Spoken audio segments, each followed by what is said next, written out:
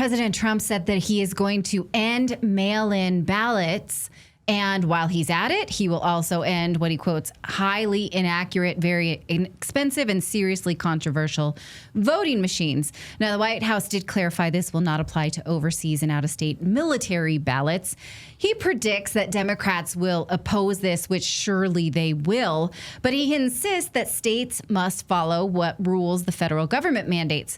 Of course, the court will probably have to decide on that. It seems like the Constitution is clear that each state has the authority to determine the time, place, and manner of elections, subject only to congressional legislation.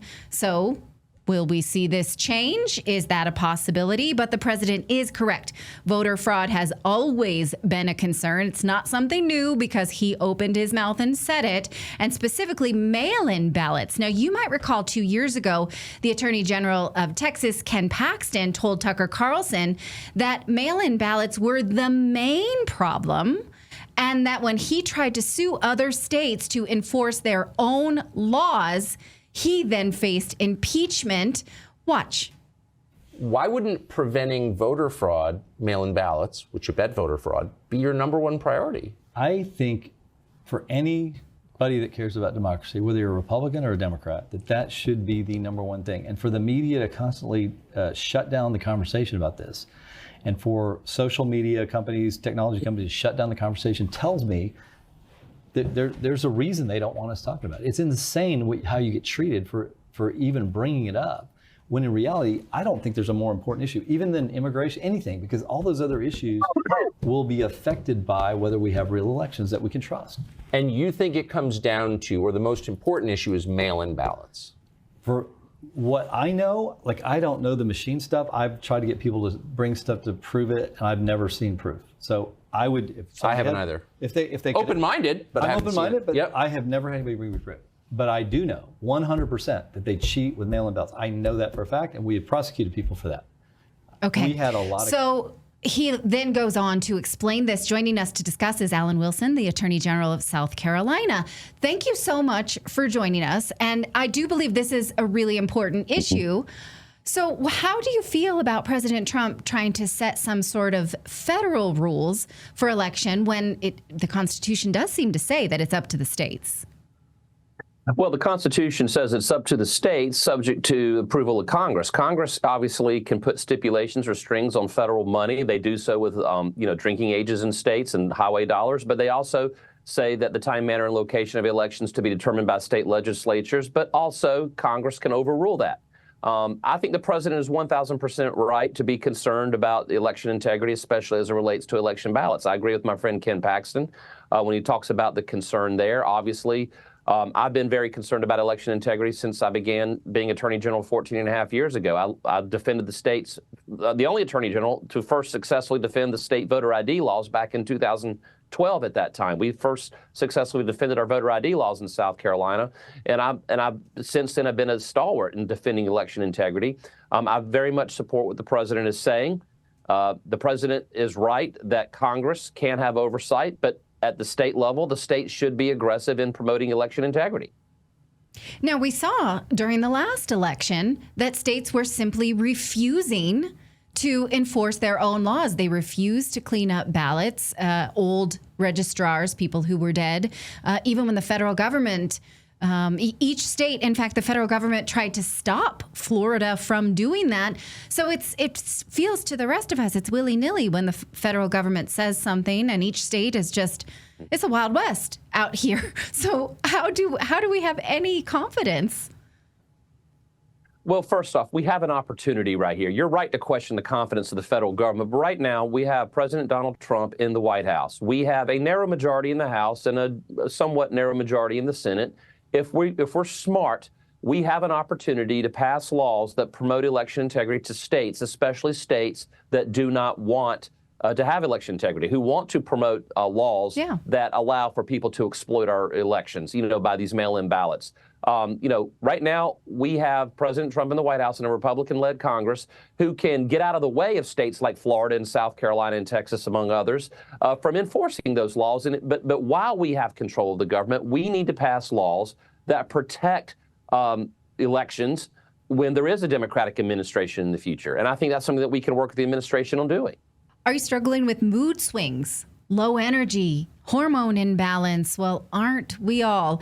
Venus and Mars from the Wellness Company is a doctor-formulated nutraceutical that's designed to restore balance, energy, and vitality without synthetic hormones or stimulants, which, of course, are hotly controversial. And obviously, it's normal to be afraid of this, of your changing body. And what do you do? Well, ladies, Venus supports estrogen and progesterone balance, eases PMS and cramping, and boosts energy and libido with clinically diagnosed ingredients like DIM, MACA, Vitex, and broccoli sprouts. There's no fluff and no filler.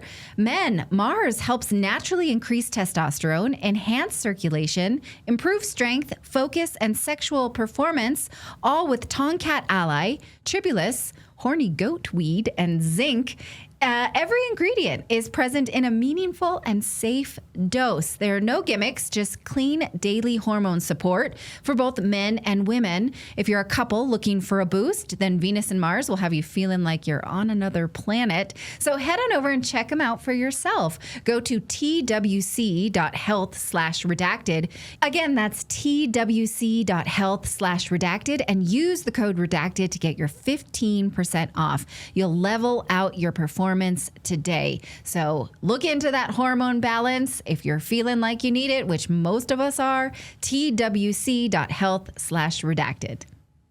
The New York Times this week did a feature about how Democrats are just bleeding voters. And there was this shocking admission that Democrats get most of their voters through nonprofits that register people to vote. And they rely on underprivileged people just automatically being Democrats. That feels a little bit like cheating to me. And in fact, the Obama administration went further, required voter registration at the DMV, drug rehab centers, even food stamp offices. And this is what the Obama administration prosecuted when they weren't seeping these places with voter registration. They did not, though, prosecute when it came to mail-in voter fraud or other voter fraud. So it's clear to me who they're going after. And if states don't do that, then the federal government litigates. So do you think that voter registration policy is neutral? Is there anything that can be done about that? Look, while we have the Congress and while we have the White House, we need to do everything that we can to pass federal laws that promote election integrity, whether it's ballot harvesting or mail-in ballots or anything, even voting machines. And at the state level, where states are the primary writers of election law under the Constitution, states should, especially Republican states, should do everything they can to pass and promote pro-electoral integrity laws. Now, there are going to be blue states out there that are going to fight it. That's why you need our federal partners in Congress. We're not always going to have Congress. We're not always going to have the White House. So we need to do everything that we can to enshrine election integrity into federal law, and also have laws that promote election integrity in states that don't seem to like election integrity. It's funny how when the Democrats are running the White House, they pick and choose which laws to enforce, and when they're out of the White House, they seem to take a different position. Yes, we've had J. Christian Adams on this show before. He wrote the book about injustice. It's a fabulous book. It holds up even 10 years later because it does show that the federal government under Democratic rule was choosing to only enforce election laws that benefited Democrats. And he very much says that did not happen under Clinton. It did not happen under Bush. It's new. It's this new generation of Democrats that seem to be cheaters. I don't know how to see it any other way. I don't mean to feed that to you, but how else can we see it? No, you're right. And listen, I'm old enough to remember when the Obama administration was using the Voting Rights Act passed, 50 years ago, almost 60 years ago, when it was passed, and they were using the Voting Rights Act to prohibit municipalities in some states from passing any election integrity laws under the guise that it was discriminatory. There was actually a law passed in a municipality in North Carolina where the local city was a majority black. They wanted to go to nonpartisan elections for city council. And so they wanted to take the party designators off. Well, the Obama administration sued the city saying that blacks would not know who to vote for without the party designator. I mean, that is racist. Racist. Yes. And that's what we were dealing with 15 years ago. And now they're going to try to do it again. Right. Who was the Obama AG who said that? There was a specific quote. The woman. Oh God! It's so soon. It was before her. It was the guy before. My goodness, I've already purged him from my memory. But yeah, it was. It was Eric Holder. Eric Holder. Thank you. I think it was Eric Holder. And Loretta Lynch said the same thing. That's right. Right. You're right. And that case is in the J. Christian Adams book as well. That black people just don't know who to vote for. What's interesting is African-American voters in these communities wanted to go to this type of election, and the Obama-led Justice Department was saying, no, you don't know who to vote for if we don't put a party designator. You're too stupid to know who to vote for. That's what they were saying. Right. Yeah, it's crazy. Okay, so you believe that Congress should do something to just end mail-in ballots because really, I don't see how they could ever be secured. Look, first off, I think Republican-led states need to take a front row seat in this, but I also think Congress has a role. I think the president is right to be concerned, and I would support, any efforts that they can to promote election integrity at the federal level. If that means eliminating mail-in ballots, so be it. But we need to do something that will promote election integrity because both parties, Republican and Democrat alike, this is not a Republican issue. This is a bipartisan issue. We need to believe that the people who are elected at the ballot box are legitimately elected and the boxes aren't being padded. Okay, agreed. I want to ask you about the Trump case brought by your New York contemporary Letitia James. This was where the AG went after President Trump for inflating the value of his properties for loans, even though the bank said, we did our own valuation, we were never harmed, and we got paid back. You led 15 states to fight back against this targeting of President Trump, and today that case was overturned. You released this statement applauding the ruling. Tell us your thoughts on this. Well, look, I am mostly happy with the fact that a New York appellate court, not known to be a conservative bastion, actually said that the Attorney General of New York got way out over her skis and violated President Trump's Eighth Amendment rights to not having excessive fines levied against him. $500 million, not because of what he did, but because of who he was. And if they can do this to him, imagine what they can do to any business owner, any person in any state. And so this is terrifying for me. And I'm just glad President Trump was in the position that he was. A lesser person couldn't have withstood this. But I led this brief because it was wrong. I disagreed with the court's five-person majority that said that the underlying elements were still. I do not think President Trump committed fraud, civil fraud. I mean, listen, the very banks who should be the alleged victims were the ones that said, yes, we want your business. We accept the value of your property, did their own independent valuation. But the Tish James and the folks up in New York said, no, not enough for the victim to say they're not a victim. We need this guy to be a defendant. And so we're going to go after him anyway. And then we're going to try to saddle him with $1 billion. That was unconstitutional. It was wrong. And we should have stopped it. And I'm glad the court at least did that much. Right. The court ruled, I brought this screenshot, that there were no victims. And basically, this was a fine that Letitia James didn't have the authority to impose. So she sued to get it. They called it a venial sin, which I had to look up. It's a religious word. It's like very minor. It was not even the most dishonest thing that you can do in this grand scheme of things. But why do you think the voters will not punish her for this and say, you wasted our time, we're not going to vote you back in? Because let's do you Attorney, think that? Well, let's give Attorney General James some credit. She campaigned that she was going to get Donald Trump. I mean, that was the main thing she ran on all those years ago during his first term. And she got elected saying she was going to get Trump. And she used the courts and lawfare to go get President Trump. So her voting base is probably going to applaud what she did.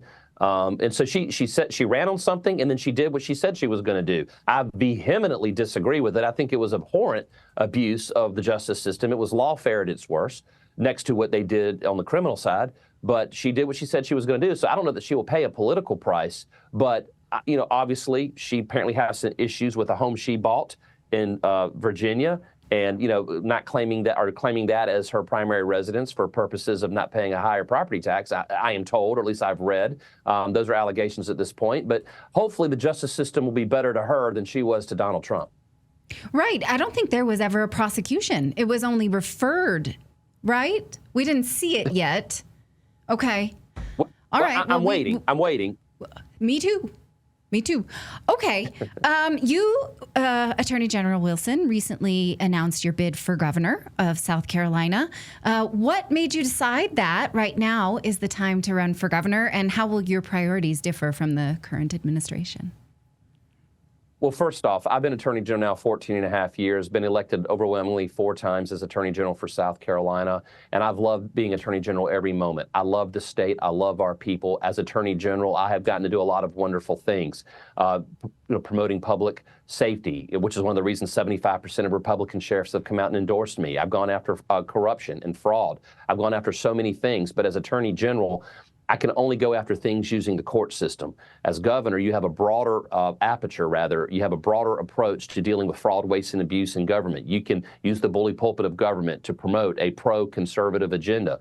And so as governor, I'm going to eliminate the income tax in South Carolina. I'm going to reform education. I'm going to prioritize infrastructure, including increasing our energy grid. I'm going to promote public safety for families, and I'm going to chase the woke out of our school system. We're going to doge South Carolina from the schools all the way to state agencies and back down again, and we're going to get rid of fraud, waste, and abuse. I've been excited to be a candidate for governor. I've loved being AG, but I think I can bring that same level of enthusiasm that I did as Attorney General to the office of governor. And last, I'm a 30-year veteran of the Army and a combat veteran who's led soldiers in combat.